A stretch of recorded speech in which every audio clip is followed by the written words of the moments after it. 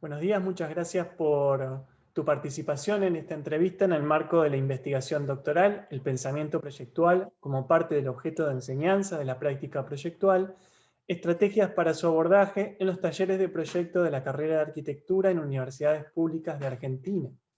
Para iniciar, te voy a pedir si es posible que te presentes. Bueno, mi nombre es Gustavo Diegues y soy profesor titular de la cátedra Tallera 77 en FADU UBA, que es una cátedra de proyecto de arquitectura y proyecto urbano en el último año. Tiene los 5 años de la carrera, o digamos 5 instancias diferentes de cursado. Y también soy profesor titular del taller de experimentación proyectual y del Laboratorio de Experimentación Tecnológica de la Universidad Nacional de San Martín, del Instituto de Arquitectura y Urbanismo. Son materias de quinto año que trabajan básicamente en la primera, de experimentación proyectual, en el área de proyecto, y la segunda, el laboratorio de tecnología, en el área de tecnología. Trabajan en continuidad como un tándem. Muy bien. Como expresa declaración sobre la posible difusión sin fines de lucro de este material, ¿autoriza o no autoriza que esta entrevista esté disponible en una plataforma audiovisual de libre acceso como YouTube, Vimeo o similar? Sí, la autorizo. Muchas gracias. Para iniciar, Gustavo, te voy a consultar, teniendo en cuenta los objetivos generales de las asignaturas, sobre todo del taller, en los primeros años, entre primero, tercero, cuarto año. ¿Podrías puntualizar brevemente qué es lo que se propone enseñar en el taller en esos primeros años de cursado? Bueno, hay que hacer una diferencia en los ciclos, ¿no? Yo creo que nosotros, por ejemplo, trabajamos con el primero y el segundo año como bloque de introducción, ¿no? El primer año, estamos hablando de son materias anuales las que tenemos en nuestra universidad de proyecto, y cada una tiene un ciclo de aprendizaje diferente. Las de primer año y de segundo año tratan de abordar temas que corresponden a la instrumentalidad, ¿no? Corresponden al aprendizaje de los instrumentos del proyecto. Pero todo el taller está subordinado a una lógica, que es una lógica referida a trabajar en contextos reales. Entonces, nosotros abordamos con el primer y el segundo año el vínculo con una institución. Esa institución está localizada en un sitio específico del país, en este caso en la UBA. Estamos trabajando en la localidad de Villa Ventana con una fundación que se llama Cultura en Proyectos. Y entonces con ellos trabajamos un bloque que se mantiene en los 5 niveles, digamos, o sea que no solamente es parte del introductorio, que es el bloque de lo que llamamos las prácticas de la escucha, digamos, escuchar las necesidades, empezar a producir los proyectos y los programas de trabajo con los destinatarios, y eso lleva a toda una parte inicial que nos parece tan importante como la instrumental, digamos, la cuestión del aprendizaje instrumental, del conocimiento de las obras de arquitectura, del conocimiento de los instrumentos del proyecto en función de el abordaje del vínculo entre las palabras y las cosas, entre la posibilidad de desarrollar materialmente y constructivamente los proyectos desde el inicio mismo. Están vinculados también con esa habilidad técnica necesaria para el aprendizaje de la arquitectura, están vinculados también con el desarrollo y la puesta en agenda de la habilidad social para producir un intercambio con otras personas, otras comunidades u otras organizaciones, con lo cual nosotros mantenemos siempre en equilibrio el bloque temático relacionado al vínculo entre la habilidad técnica y la habilidad social. A partir de todo eso, nosotros trabajamos en el primer y en el segundo año en primer año básicamente con la cuestión de el reconocimiento de los elementos de arquitectura y la puesta en juego de todos ellos entre sí a partir de la producción de forma y a partir de la producción de función. Y en el segundo año empezamos a introducir el estudio de los ejemplos y de los casos de arquitectura como un aporte al conocimiento y al bagaje necesario para entrar en un tipo de tradición, digamos. Nosotros Consideramos que a medida que van pasando los años, los estudiantes tienen que ir ganando un nivel de vínculo personal, no dado por la cátedra, sino de reconocimiento de un canon de preferencias establecido a partir de incorporarse a algún tipo de tradición, ¿no? Como algún tipo de búsqueda, algún tipo de hipótesis, y entrar dentro de la historia de la arquitectura en términos de el vínculo con los casos, los ejemplos, las obras y las autorías, para a partir de ahí también tener una capacidad propia de discernimiento respecto a cuáles son las cosas que te interesan de la arquitectura y cuáles no. Qué tipos de arquitectura te interesan y cuáles no. Eso tiene la finalidad de dar las herramientas necesarias como para que el análisis de las obras sea una potencia del proyecto y sea parte del proyecto. En algún caso hemos dicho en algunas oportunidades la relación o la sentencia del análisis como proyecto. O sea, el análisis como proyecto es entender que a partir del desarmar los procesos de trabajo, a partir de conocer los procedimientos de trabajo proyectual, uno está proyectando. Porque uno al desarmar o al desandar el camino de la producción de las cosas, está haciendo un ejercicio proyectual en el sentido de que nunca va a ser fiel a lo que promovió la obra, digamos. La obra tiene su propia historia, digamos, y las decisiones del proyecto han sido circunscriptas a circunstancias, a determinaciones, a medios que uno nunca termina de saber. Pero la voluntad por querer desarmar cómo fue producida una obra, de qué están hechas las cosas, o cómo se componen los objetos de la arquitectura, en primer lugar, pero luego cualquier tipo de objetos, ¿no? Cómo fueron hechas las cosas, es una pregunta de orden proyectual que queremos introducir en el segundo año. En el primer año todo tiene que ver con el reconocer los objetos y ponerlos en juego más de una manera de como alguien que empieza a entender cuáles son las fichas, las piezas, los elementos, y luego en el segundo año tratamos de ver de dónde vienen esos objetos, de dónde viene esa tradición. Así que por eso digo que lo introductorio para nosotros es el primero y el segundo año. Muy bien. Dentro de este encuadre que estás comentando, ¿qué entienden por proyectar? Puntualizando en la acción, en la práctica de proyectar en sí, más que en la noción de proyecto como el resultado o la producción a partir de esa acción. ¿Qué es proyectar? Em, bueno, el concepto de proyecto también es que es interesante poderlo pensar cada vez, ¿no? Pero proyectar implica hacer coincidir las palabras con las cosas. O traducir a las palabras en objetos o en cosas. En este caso, objetos materiales, habitables y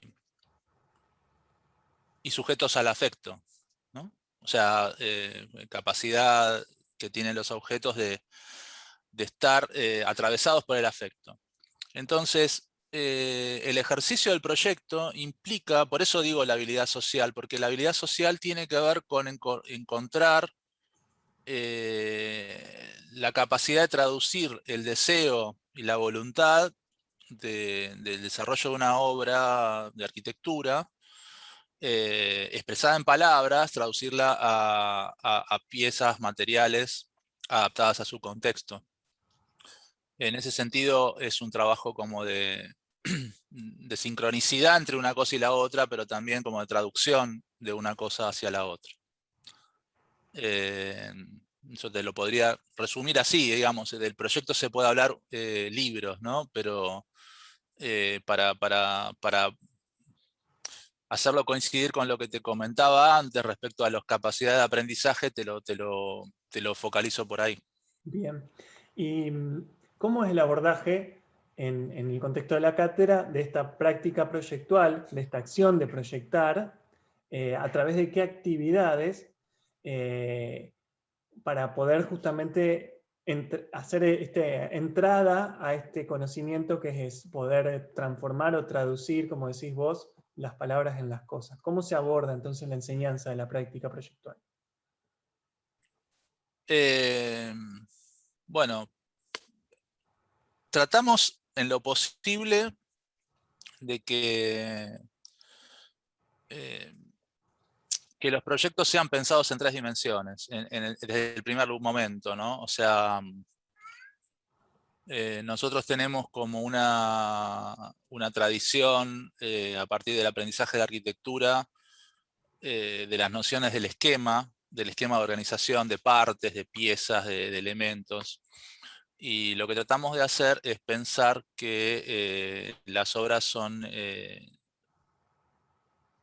organizaciones en 3 dimensiones, con lo cual, si volvemos a los primeros años de aprendizaje, tratamos de que eso se vuelva un hábito mucho más, se vuelve un hábito, digamos, imaginar en 3 dimensiones, producir en 3 dimensiones, y para eso necesitas empezar a desarrollar ciertas habilidades que tienen que ver con la destreza técnica para transformar a los ojos, a las manos, en elementos aliados.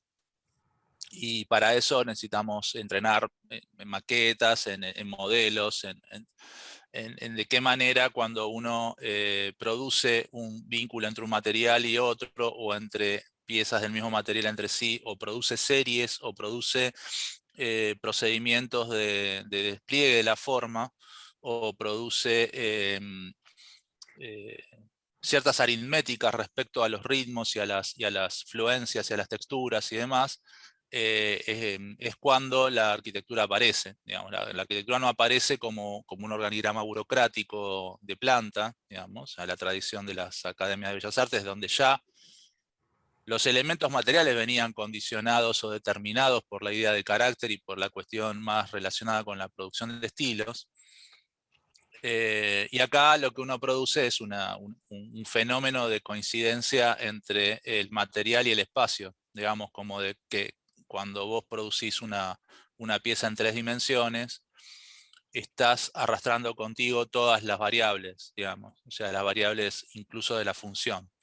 O sea, la idea de la forma y la función como dialéctica o como puntos de tensión o como elementos de tensión, generalmente sufren mucho más su injusticia cuando están concebidas por fuera de las 3 dimensiones. O sea, por fuera de la idea de que vos con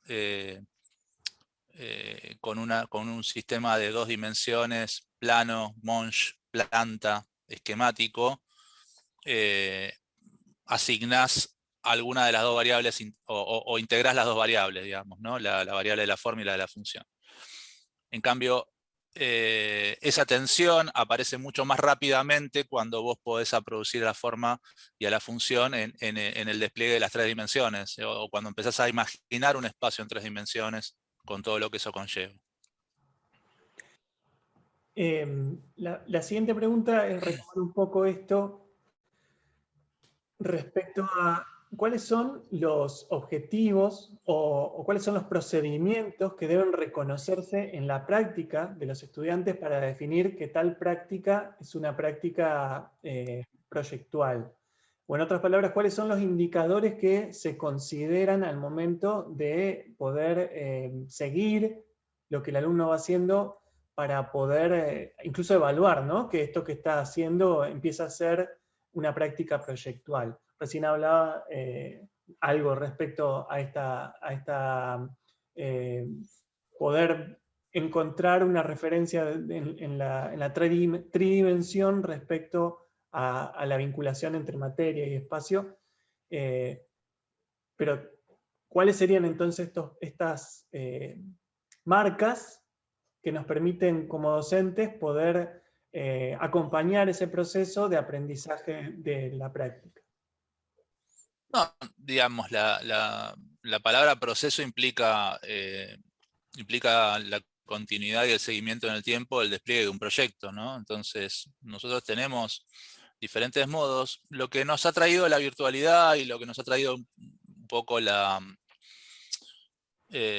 distancia y la necesidad de poder considerar al proceso expresado de una forma muy clara, han sido los tableros de... Nosotros, esta idea de tener los tableros virtuales en donde vos tenés el proceso de todo un estudiante confrontado con el de todos sus compañeros en un mismo plano, lo que antes eran las enchinchadas, pero ahora se convierten en enchinchadas permanentes en el sentido de que vos tenés delante de tus ojos todo el proceso de trabajo y el despliegue del trabajo.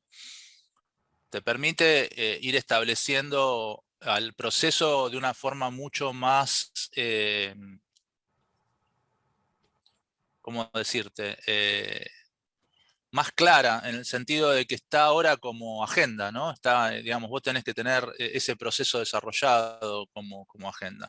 Generalmente nosotros incentivamos a la idea del cuaderno, de la bitácora, del elemento de desarrollo del proyecto, pero incluso tenemos teóricas respecto a esa tradición en toda la arquitectura, digamos, a lo largo del tiempo, autores que han reconocido que la posibilidad del autoanálisis que encierra una bitácora es el motor del desarrollo de tus proyectos futuros, ¿no? Como que vos ahí anidás todo lo que va a venir, porque vos ahí estás no solamente practicando, ensayando, equivocándote, sino estás sembrando tu potencia de proyecto. Entonces, nosotros tenemos en la idea del proceso de trabajo la doble cara, que implica, por un lado, tener nuestras propias, como vos decís, marcas o elementos que aparecen ahí para señalar saltos de calidad, desarrollos, mejoras, pero también las y los estudiantes tienen la potencia de sus futuros. O sea, nosotros reconocemos la idea de proceso como reconstrucción de su pasado, digamos, en la mejora y en la evolución de los trabajos, y a la vez el estudiante tiene sembrada la noción de su potencia futura, en el sentido de que, no sé, nosotros a veces les mostrábamos los cuadernos de Ernesto Katzenstein, que tuvimos la oportunidad de una vez tener acceso al archivo. Tenía como 100 cuadernos y vos veías que él estaba analizando su obra anterior, de estudiante casi, pero luego estaba viendo que los proyectos futuros tenían mucho que ver con eso que él había detectado de sus proyectos pasados, ¿no? Entonces, o la idea de Miralles cuando comenta que cuando él está haciendo un proyecto, también está haciendo el siguiente, ¿no? O algo así decía, en el sentido de que hay búsquedas que se vuelven, en los peores casos, obsesiones irremediables, pero en los mejores casos, rondas alrededor de un tema y precisiones alrededor de un tema, como cualquier artista, como cualquier persona que busca elevar a los objetos o a las cosas o a las producciones a su mejor versión a lo largo del tiempo. Entonces, nosotros tenemos esos criterios de evaluación en los cuales nos interesa recobrar las mejores piezas de los pasados posibles que hubieron, digamos, porque también ahí también anidan en los estudiantes cosas que son muy potentes, y también incentivar la idea de que ellas y ellos vean cuáles son sus elementos de recurrencia más afortunados para poder seguir proyectos, ¿no? O sea que, si te interpreto bien, una de las cuestiones que uno podría estar siguiendo a través de esas bitácoras digitales o analógicas, como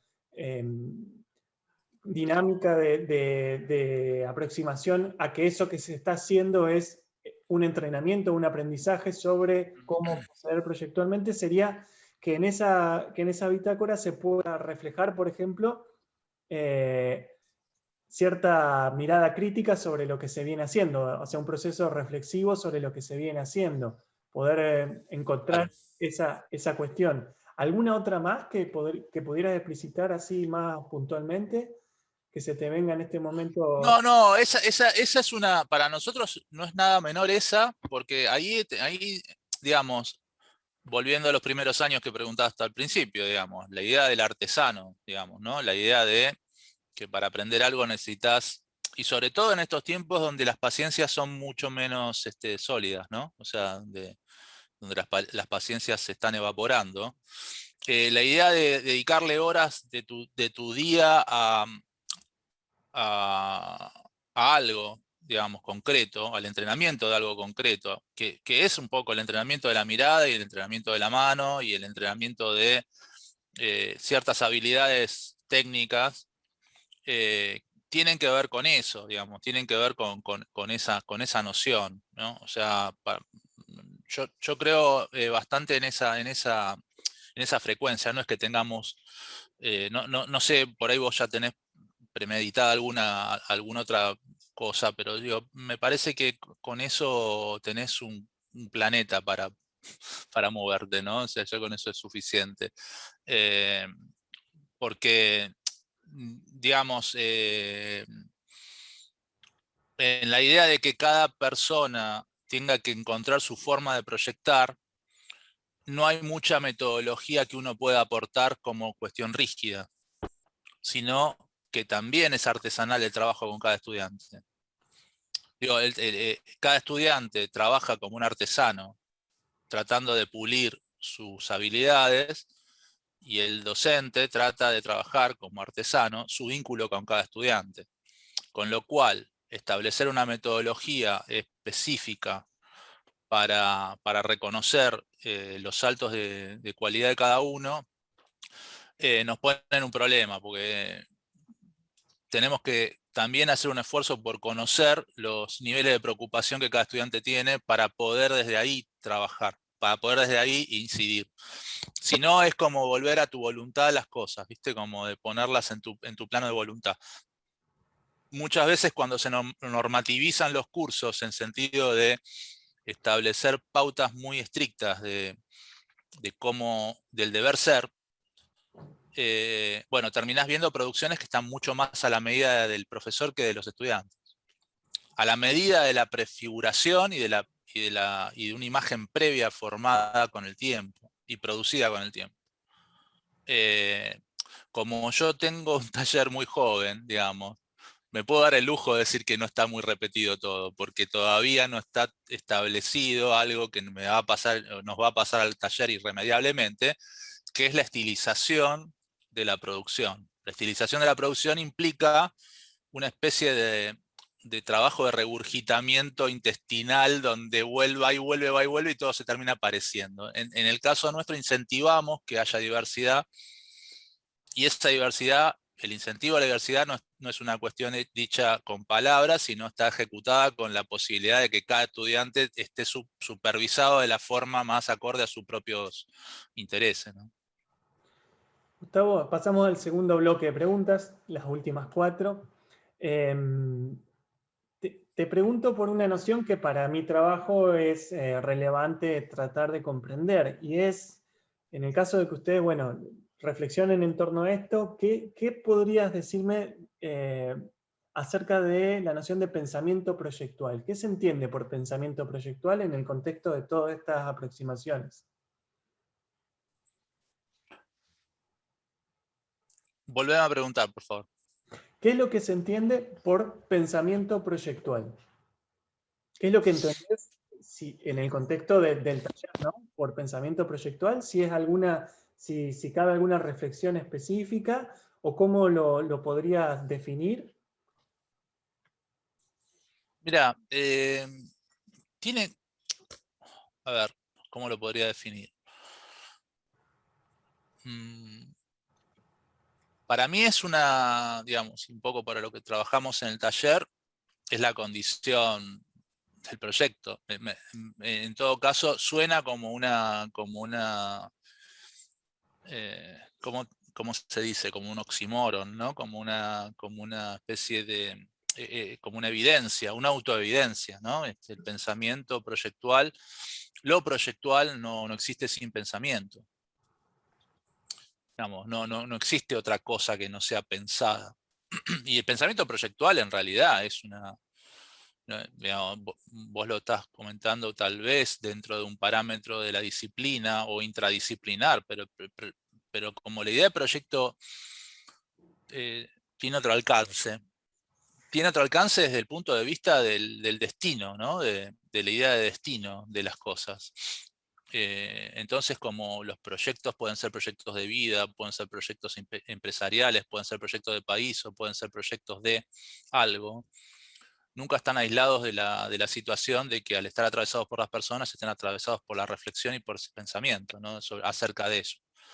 Entonces, Sí, por ahí, cuando hay veces que se divide la idea de pensamiento proyectual, de práctica proyectual, perdón, no te entendí. hay una, Justo sí, empecé a hablar yo y no te escuché. Que solo te iba a decir, sí, tenés razón.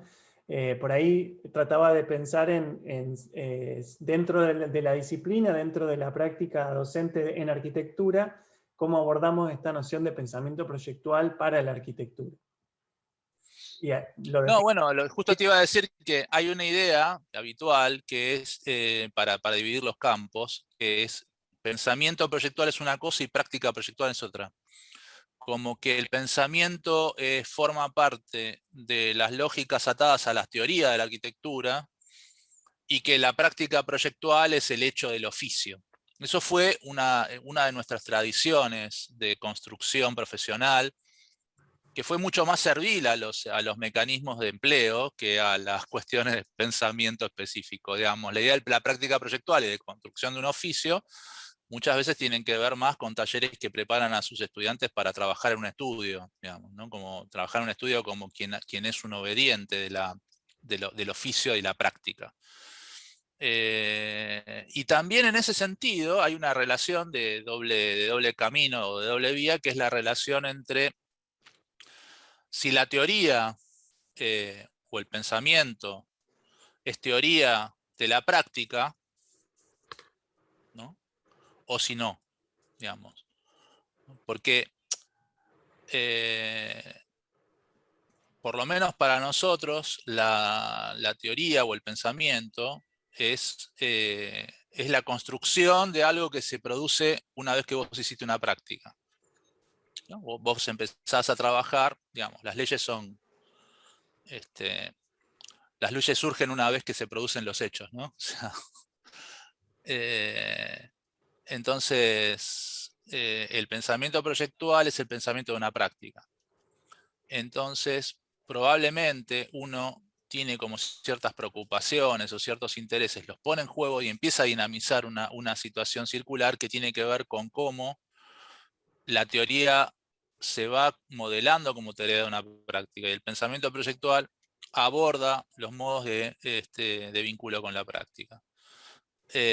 Por eso también me resulta interesante la pregunta que haces en el sentido de que probablemente todo forme parte más de una dialéctica que de una división, digamos, ¿no? Como de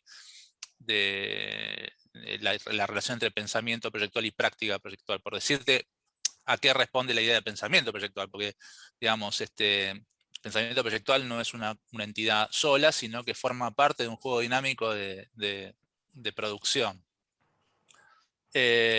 Por momentos, la teoría de la arquitectura o el pensamiento proyectual o el pensamiento disciplinar se pensó como una situación aislada, como una situación aislable y como el campo de especulaciones dentro de un marco determinado. Esto fue, digamos, lo que nos reconoció dentro de los procesos de posmodernidad que hemos vivido.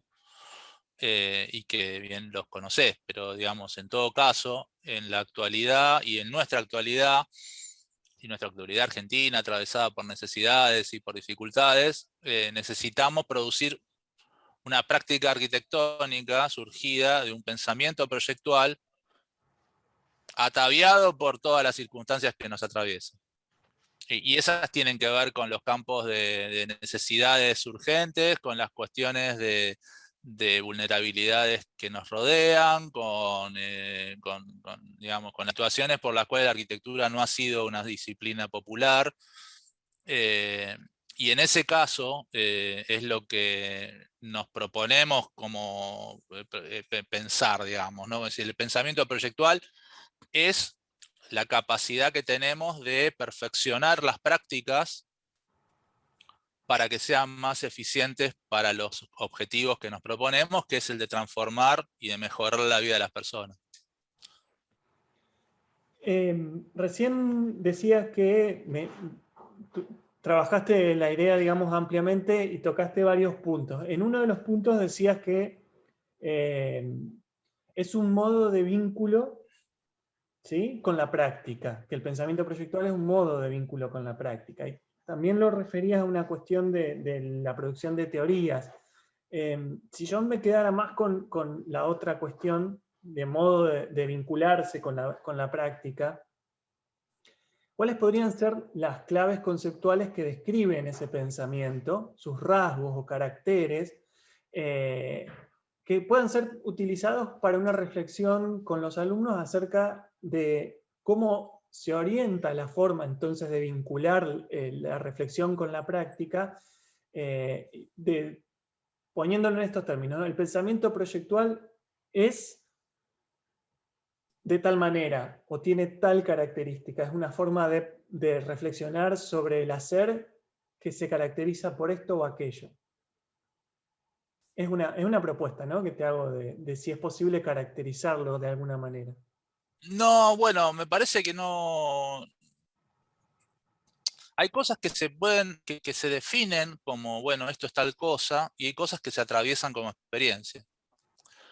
Me parece más efectivo producir la experiencia que construir un canon definitorio, digamos, ¿no? O sea, y preparar las condiciones para que esa experiencia se produzca tiene que ver con esto que te decía de trabajar con interlocutores reales, atravesar el proyecto y luego construirlo. O sea, nosotros nos proponemos atravesar todas las líneas de trabajo posibles dentro del campo del proyecto, porque nos resulta insuficiente que la facultad no construya. Nos resulta insuficiente. Entonces, pero para el aprendizaje y para poder contar esto, pues yo no te puedo contar mi experiencia, vos tenés que atravesarla para darte cuenta qué es construir con otras personas, qué necesidades encontrás en el camino, cuál es el campo logístico de la arquitectura, cómo producir, cómo gestionar, cómo proyectar, cómo modificar, cómo adaptar. Eh, Solamente digamos, lo construís desde el plano experiencial, ¿viste? No es un elemento que uno pueda transmitirlo desde el campo de las definiciones, por eso también, bueno, lo encontrás en libros, qué sé yo, ¿viste? Pero la facultad o la universidad merece atravesar la consideración de la lectura o de la definición y volcarte al plano de la experiencia. Como cuando vos producís un proyecto que atravesás la experiencia de proyectar, esa experiencia de proyectar en un punto se vuelve completa cuando vos eso que proyectaste lo construiste. Y eso te pone en otro plano. Entonces, bueno, probablemente, viste, las dos materias que tenemos en la Universidad de San Martín se llaman experimental. Una es taller de experimentación proyectual y la otra es laboratorio de experimentación tecnológica. Le pusieron en la currícula esas dos palabras. Nosotros tenemos una suerte de como discusión interna en el mejor sentido, que es que el experimental no es solamente el momento en el que vos probás y te equivocás, digamos. O sea, la idea del experimento como dado que vos no te podés equivocar, tenés que atravesar una experiencia colectiva que implique reducir la capacidad de error. Entonces, si vos no atravesás por esa experiencia, no estás completo en el sentido de que te está faltando algo en algún punto. Esa es un poco la hipótesis sobre la cual nos apoyamos nosotros para defender este tipo de abordajes, ¿no? Y eh, teniendo en cuenta todas estas consideraciones, ¿es posible enseñar a pensar proyectualmente?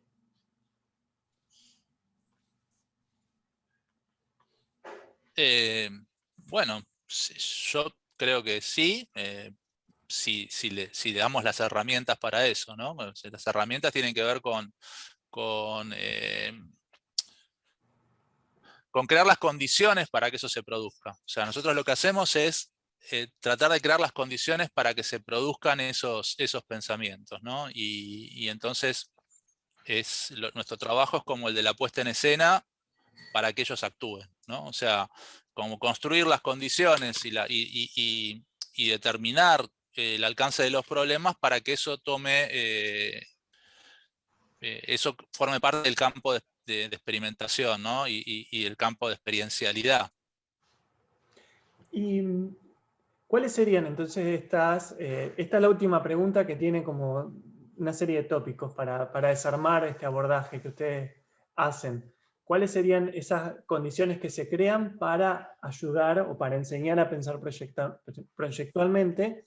Si te pregunto por una serie de cómo, ¿sí? de implementaciones, ¿qué es lo que se hace concretamente? ¿Cómo se lleva adelante esto? ¿Cómo se aborda la cuestión de la problematización como organizador de la práctica proyectual?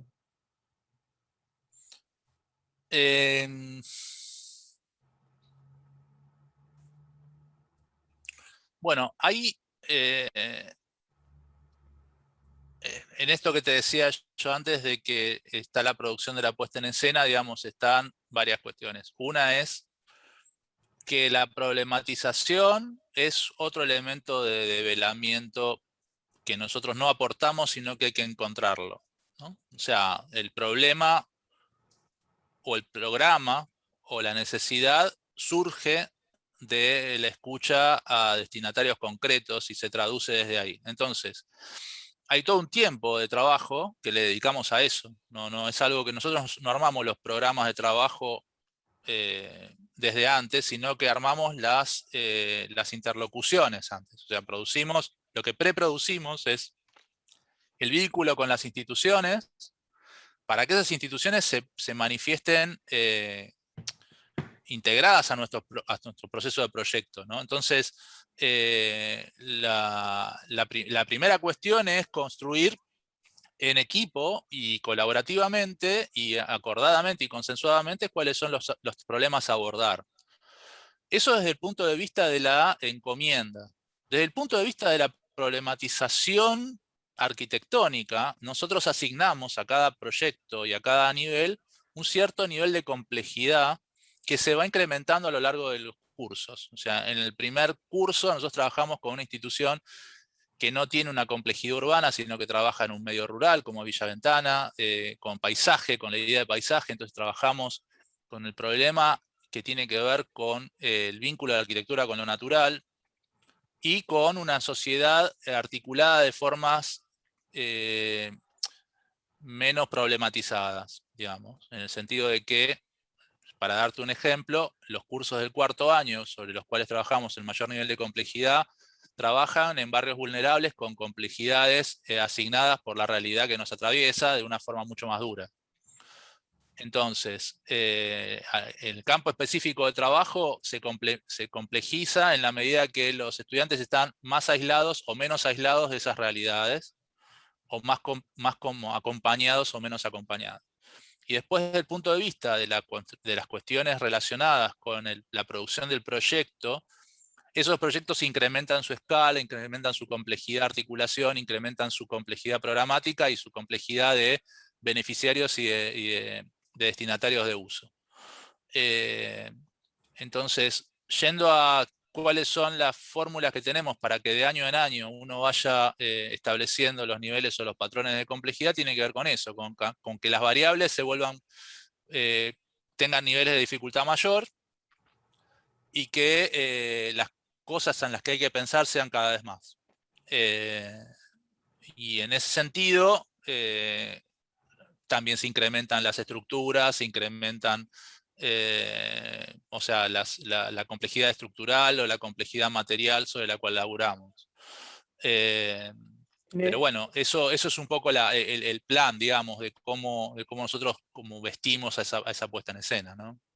Y en ese punto en el que se incrementan varias complejidades, digamos, ¿cómo se trabaja o cómo se fomenta la posibilidad o la necesidad de justamente a lo largo del proceso ir integrando esas distintas variables cada vez más diversas o más complejas como una cuestión propia de esa práctica. ¿Cómo se pone en discusión y se trabaja para lograr que haya una integración de esas variables?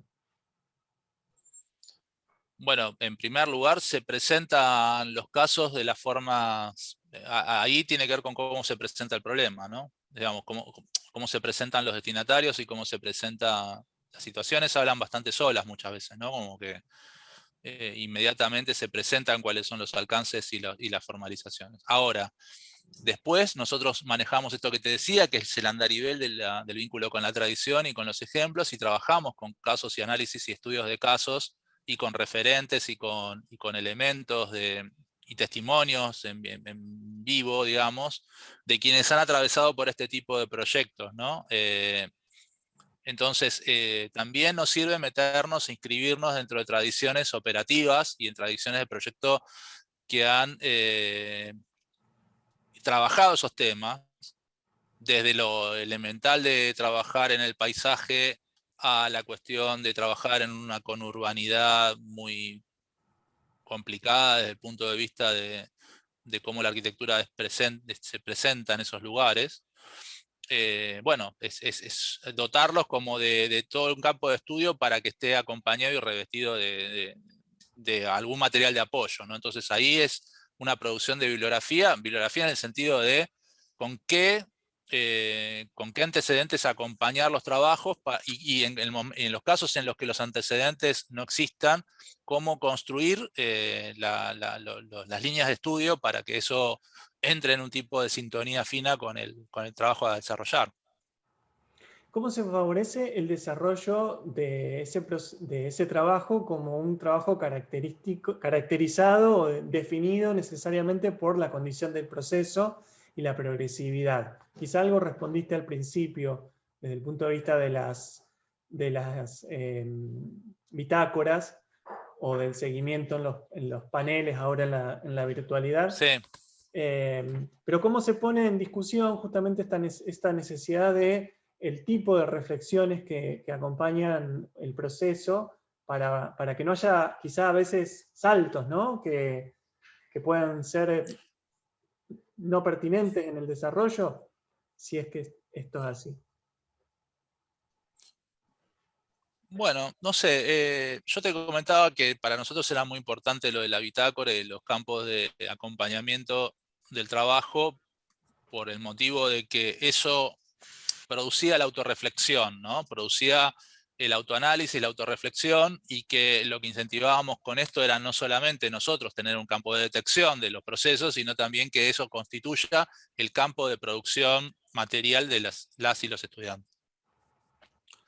Ahora bien, a medida que el tiempo pasa, nosotros empezamos a ejercitar, sobre todo con el último año, la capacidad de autoevaluación. Nosotros tenemos unas fórmulas de evaluación para los trabajos donde los estudiantes se ponen su propia calificación a partir de unas variables que nosotros les damos y que ellos analicen. Eso es un ejercicio súper interesante, que eso no es que condiciona nuestra nota, sino que es un alimento importante para nuestra nota, pero también para el ejercicio de ellos de que tengan un vínculo estrecho con su proceso, ¿no? Como entiendan cómo construyan su fórmula de visualizar su propio proceso. Así que nada, a nosotros nos parece que digamos, esa es una de las herramientas más importantes que tenemos, ¿no? De seguimiento y también como de construcción de escenarios, ¿no? Porque nos produce una plataforma, digamos, ¿no? Sobre todo los que ahora con esta, yo te vuelvo a decir, la cuestión de lo virtual nos puso en unas cuestiones de carencia enormes, pero también de virtudes y de ventajas respecto a las herramientas que utilizamos. Y eso me parece bien de decirlo, porque si no siempre nos estamos quejando de la virtualidad. Hay pocas cosas que han servido, y una de ellas es poder ver toda una producción completa de un solo golpe de vista, ¿viste? Como de tener todo al alcance de la mano y entender también los cruces que se producen entre las diferentes producciones de los diferentes grupos, estudiantes y demás. Así que no, me parece que, y sobre todo sobre eso hay mucho para seguir avanzando, ¿no? Que eso también me estimula como una posibilidad. Y respecto a la cuestión de lo prospectivo en el proceso, ¿no? En la toma de decisiones de cara a las próximas decisiones que uno tiene que tomar. ¿Cómo se instruye sobre la prospectividad a lo largo de la toma de decisiones del proyecto? ¿Cómo se trabaja y se reflexiona sobre eso? Por prospectividad, a qué te referís? A lo futuro, digamos? A lo que deviene luego? Al proceso que va como anticipando las potencialidades y las deficiencias de ir por una dirección o tomar otra decisión respecto al proyecto e ir consolidando estas cuestiones, revisarlas y volverlas a poner en consideración a lo largo del trabajo de diseño del proyecto. Anticiparme a lo que viene, por ejemplo, utilizando ciertas estrategias para proyectar. Mirá, ¿eso lo decís para, para la tarea docente o para los estudiantes? Las preguntas van más que nada a si nosotros como docentes utilizamos herramientas o qué acciones llevamos adelante para poner en discusión, por ejemplo, esto, ¿no? De que el proyecto es una toma de decisiones siempre anticipándonos a los posibles resultados, tratando de llegar a la mejor respuesta o una respuesta Claro, satisfactoria. ahí te entiendo un poco más. Sí, no. mm, Mirá, ahí hay agendas que se van armando en cada grupo, ¿no? O en cada grupo docente. Nosotros calculá que la cátedra en la UBA hay 40 y tantos docentes, ¿no? O sea, y eso también requiere como cierta formación y discusión grupal de cómo son los abordajes y cómo son las cuestiones de seguimiento de los trabajos y también esta información porque es una cátedra joven la que nosotros tenemos, con lo cual es algo que todavía está empezándose a generar como un elemento de producción interna, ¿no? Como decir, bueno, cómo producir este tipo de cosas que vos planteás.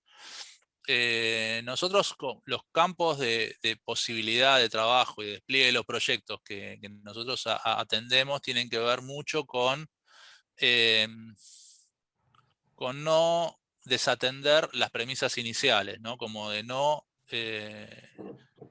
perder el foco de para qué estamos haciendo las cosas. Y eso en las rutinas no son tan fáciles de... O sea, esas cosas las puedo decir ahora con mucha claridad, pero en las rutinas uno se envuelve y se deja llevar por temas que por ahí probablemente no sean los específicamente importantes de un trabajo.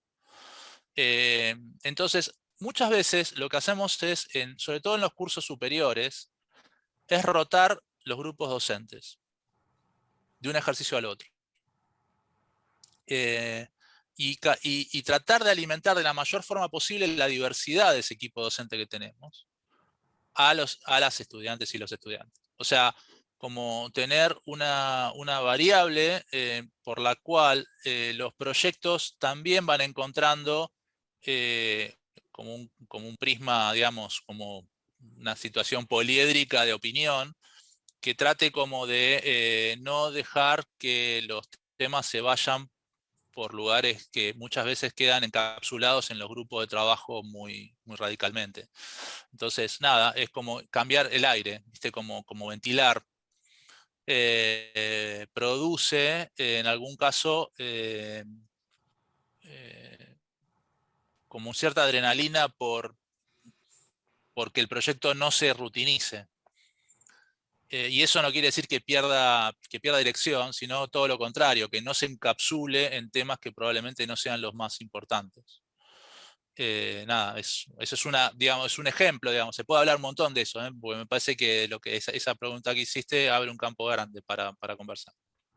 Y creo que incluso estás respondiendo la que sigue, me quedan dos nomás, pero la que sigue es respecto a cómo se trabaja la cuestión de innovación o de creatividad durante este proceso de diseño, cómo se discute, cómo se pone en consideración este aspecto que siempre aparece como un disparador dentro del proyecto, ¿no? O una necesidad, reflexionar sobre el valor creativo como posibilidad de resolución, más que nada.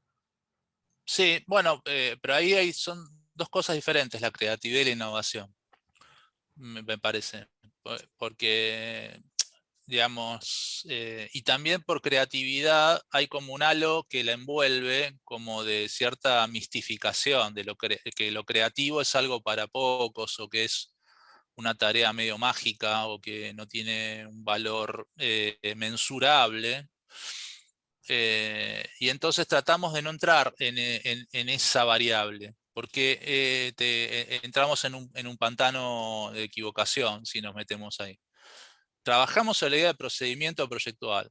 El procedimiento proyectual implica un campo de reflexión acerca de cómo construir una modalidad de proyecto eh, que sea satisfactoria para lo que tenemos entre manos en cada ocasión. O sea, como una cuestión de mirada artesanal de la situación del abordaje del proyecto.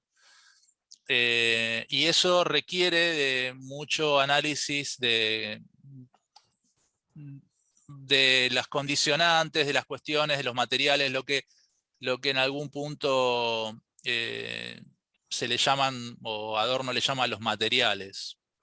Los materiales no es de qué están construidas, sino los elementos que vos reconoces como de cercanía conceptual, material, intelectual, cultural, ambiental y arquitectónica también para producir el proyecto. Y con eso, el procedimiento sería cómo articular esas variables. Esas variables que tienen que ver con información que viene de lo ambiental, información que viene de lo arquitectónico, información que viene de. Todo eso requiere un procedimiento proyectual para enlazarlo y articularlo. Es como una tarea, si se quiere, narrativa. Narrativa en el sentido de el ensamble o el montaje de todas esas variables para construir algo que tenga un sentido de verdad, entre comillas, digamos, un sentido de verdad para ese proyecto para articular. Entonces, las cuestiones creativas, digamos, no quiere decir que no estén consideradas, pero esa palabra no está siendo usada. Está siendo usada la palabra procedimiento para trabajar en la articulación de los materiales diversos que tienen que colisionar y producir una unidad de sentido. O sea, todo eso que va a un choque y que produce una sola cosa, ¿no? ¿Cómo lo ensamblás? Y eso cada proyecto tiene su propia lógica.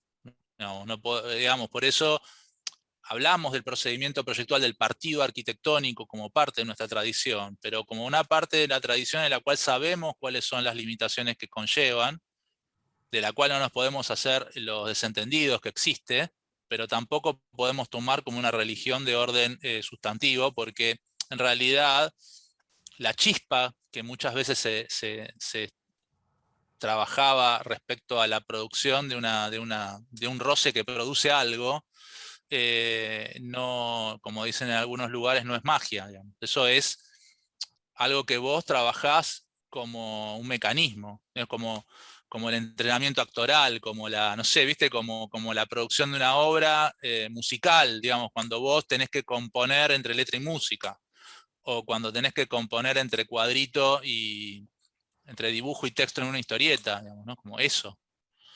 Entonces, bueno, ahí hay algo que me parece que se entrena también, ¿eh? O sea, se entrena la habilidad para poner un palito con otro, una viga con una columna, y se entrena la capacidad para conllevar materiales de orden diverso a un solo lugar.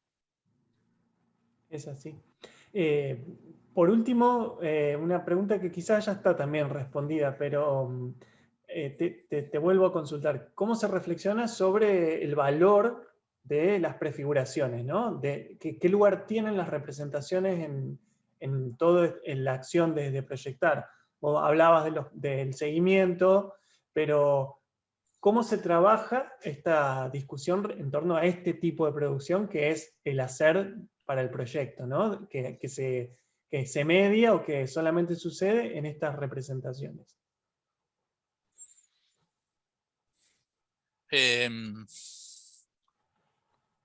Bueno, del mismo modo que, digamos, que tratamos de que cada una y cada uno encuentre la forma de asignar un proyecto a un tipo o una búsqueda proyectual a un tipo de tradición, también hay algo con eso respecto a la cuestión de la representación. Porque la representación de los proyectos, de las ideas, de los conceptos, muchas veces están alineadas con situaciones de tendencia, digamos, como que de repente la axonométrica es un elemento revisitado 30 años después de la posmodernidad y como cualquier cosa vuelve con 30 años de delay. Pero más allá de las cuestiones que tienen que ver con la actualidad de las representaciones, hay un tema referido a la proliferación de la imagen, que es de qué manera la imagen constituye un cuerpo de significación y de simbolización y de comunicación con, con las comunidades a través de su forma de ser vista, ¿no? De la arquitectura. Entonces, ahí hay un ejercicio para hacerse respecto a qué valor tienen las imágenes y sobre qué imágenes trabajamos para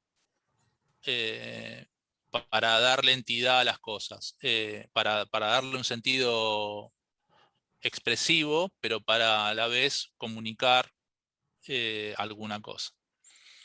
Y esa comunicación no tiene por qué ser, digamos, digo simbólico, porque siempre las comunicaciones de las obras, y vuelvo a decir, las obras de arte como las arquitecturas, necesitan grados no literales de manifestación. Digamos, no, digamos, el edificio Pato, no me estoy refiriendo a la cuestión pop de la manifestación.